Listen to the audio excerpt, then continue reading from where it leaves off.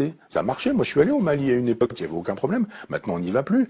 Mais qu'est-ce qui s'est passé? Mais on a paupérisé le Mali. On a fait venir plein de Maliens. Le Mali est devenu pauvrissime. On a continué à exploiter les sous-sols justement pour avoir les matériaux rares qui nous permettent aujourd'hui de faire des voitures prétendument écologiques. C'est-à-dire les voitures hybrides qui fonctionnent aujourd'hui à l'électricité fonctionnent à l'électricité nucléaire. Et quand elles ne fonctionnent pas à l'électricité nucléaire, elles utilisent des métaux rares qui eux-mêmes sont prélevés en Afrique. Et voilà pourquoi on est au Mali. On n'est pas là-bas parce qu'on aime tellement la liberté qu'on les préserve du djihadisme. On s'en fout du djihadisme là-bas. On veut juste pouvoir exploiter, avoir des bases et pouvoir exploiter le sous-sol des Africains parce que la France est tellement islamophile de manière intérieure qu'elle est islamophobe sur la totalité de la planète. Il n'y a rien de... C'est formidable l'islam en France, mais alors dès qu'on peut tabasser des Afghans, dès qu'on peut tabasser des Irakiens, dès qu'on peut tabasser des Libanais, des Libyens, dès qu'on peut tabasser des Palestiniens, dès qu'on peut tabasser des Maliens, alors là, il n'y a aucun problème, on peut y aller. On fait des bombes, on fait des tapis de bombes, et voilà. 5 ou 6 millions de gens sont morts, de musulmans sont morts dans les frappes occidentales. Pour quelle raison? Parce qu'on vend des armes. Complexe militaro-industriel, possibilité pour les gens qui fabriquent des bombes, des avions à réaction, etc., de dire il n'y a pas de problème. Et après, on fait quoi? Quand on a fait beaucoup d'argent, on finance les chefs d'État américains, qui eux-mêmes financent ces guerres, qui sont des guerres islamophobes. Ces guerres islamophobes génèrent le terrorisme. Le terrorisme, il tombe pas du ciel. Voilà des gens à qui on a dit, vous aviez un pays, vous aviez un chef. Ce chef, c'était Adolf Hitler. On détruit votre pays et en même temps, on installe la terreur au quotidien. Que font ces gens-là? Ils arrivent en Occident, ils ont perdu leur famille, ils ont perdu des membres de leur famille, ils ont perdu leur boulot, leur dignité, leur pouvoir d'achat, leur langue, leur culture, leur tradition, leur nourriture. Ils ont perdu tout ça. Ce sont comme des animaux en cage et on leur dit voilà vous avez la liberté, ils sont là, etc. Mais il y a des gens qui deviennent paumés et qui peuvent se faire endoctriner par l'islam politique parce que d'un seul coup c'est un horizon. Parce que c'est une hypothèse. Si on vous dit, mais vous vivez dans un endroit qui vous déteste, ils sont tous racistes, votre pays, vous n'y êtes plus, vous n'y allez pas, vous n'y retournez pas, puis vous faites quoi? Vous avez un pays qui s'appelle l'islam. Votre pays, c'est l'islam, c'est l'Oumma. Donc je pense que tant qu'on n'aura pas une politique nationale, une politique européenne, une politique planétaire et mondiale, c'est-à-dire tant qu'on n'aura pas de projets qui ne soient pas des projets d'argent, de fric, en disant allez-y, circulez, c'est formidable, plus on a des migrants ici, plus on peut baisser les salaires. Évidemment, vous avez des gens, ils viennent du Mali, ils n'ont pas de papier, et ils viennent dire, mais moi, si vous voulez, je vous fais la plonge. Et on leur dit, d'accord, pas de problème, tu me fais la plonge, mais en même temps, pas de papier, pas de truc, je te donne un petit peu d'argent, pas de retraite, pas de sécurité sociale, les sans-papiers trouvent des petits boulots comme ça, et en même temps, quelqu'un qui arrive et qui dit, mais non, mais moi, je veux un salaire, je veux des vacances, je veux une retraite, etc. On dit, mais qu'est-ce que vous imaginez? Donc, si vous ne voulez pas ce boulot-là, il y en a 200 qui attendent, là. Donc, l'immigration, telle qu'elle est pratiquée aujourd'hui, elle fait le jeu du capitalisme planétaire. C'est formidable, l'immigration.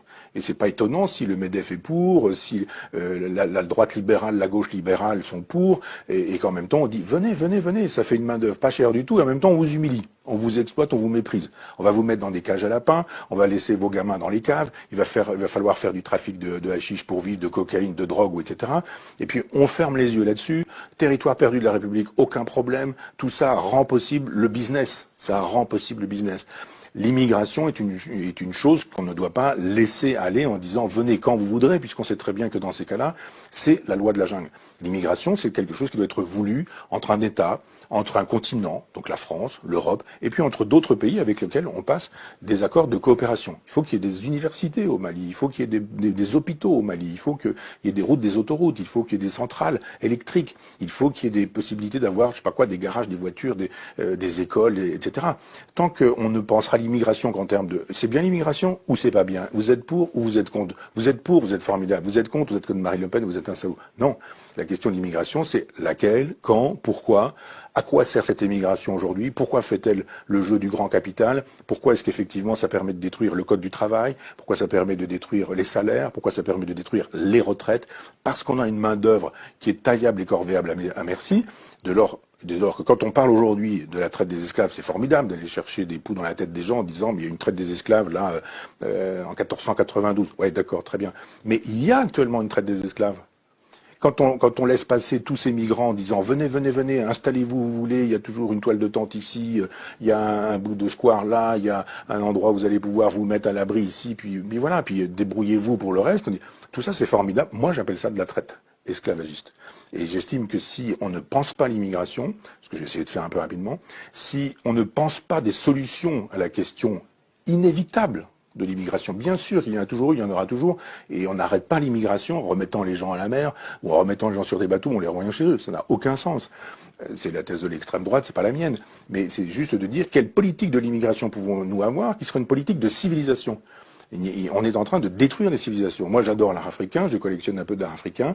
Je suis curieux de ces civilisations-là. Que sont-elles devenues? Que sont-elles devenues? La civilisation, c'est quoi pour ces gens-là? On a détruit leur peuple, leur langue, leurs coutumes, leur façon de s'habiller. Ils sont tous avec des Nike, des machins, des téléphones portables, etc. On dit, mais c'est ça que vous voulez, un grand marché planétaire? Avec des gamins qui sont des consuméristes, des gamins pour lesquels l'horizon indépassable, c'est le grand magasin dans lequel on peut acheter, le supermarché dans lequel on peut acheter des choses, des objets, des biens avec lesquels on peut pouvoir frimer, montrer que, etc., etc. Mais quand vous regardez la sagesse africaine, on l'a pillée, on l'a massacrée. C'était une sagesse extraordinaire, une sagesse panthéiste, de rapport à la nature, au temps, aux éléments, à la nuit, au jour, aux étoiles. Moi, j'ai adoré en Mauritanie entendre des conteurs me raconter des choses alors que on avait l'impression sur le toit d'une maison qu'il suffisait de tendre le bras pour décrocher des étoiles. Et on se dit, mais qu'a-t-on fait de la civilisation malienne, mauritanienne? Ah ben, quand il s'agit d'avoir 3 statues au Quai Branly, c'est formidable, les arts africains, les arts premiers, ça c'est formidable. Mais quand il s'agit de dire qu'avez-vous fait de ces civilisations que vous continuez de détruire? L'immigration sauvage et libérale, comme elle est pratiquée, est un génocide de civilisation. On tue les civilisations. Mais le grand marché planétaire qui veut un gouvernement planétaire et qui ne veut que des individus qui consomment, quelle que soit leur religion et leur couleur de peau, a intérêt à dire traversez la Méditerranée, pas de problème, venez chez nous, vous allez vider nos poubelles, vous allez utiliser les services sociaux, vous allez vous entasser dans des cages d'immeubles où ça va sentir les urines de chiens, de chats, de pisse, d'humains, même ce genre de choses. C'est ça qu'on vous propose, vous allez vivre ici, c'est très bien, vous allez voir, avec des dealers qui font régner la loi. C'est ça qu'on veut. C'est pas l'idée que je me fais de la France, c'est pas l'idée non plus que je me fais de l'hospitalité.